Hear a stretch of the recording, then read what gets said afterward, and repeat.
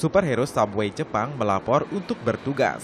Tadahiro Kanemasu alias Ranger pembawa kereta bayi Anda telah menolong orang-orang di stasiun Tokyo ini 3 bulan terakhir. Pria 27 tahun ini terinspirasi oleh anak-anak yang ia jumpai di tempat kerja.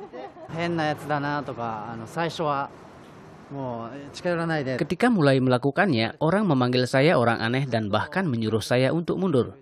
Tetapi setelah beberapa bulan, sekarang mereka memanggil saya orang aneh yang baik dan ramah terhadap saya. Dan orang-orang ini setuju. Stasiun ini tidak ada eskalator maupun peralatan bebas rintangan, sehingga orang sangat menghargai jasanya.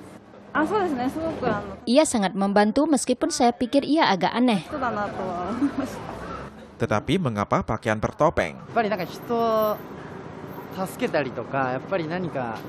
Orang Jepang merasa sulit menawarkan atau menerima bantuan karena merasa berkewajiban untuk orang lain.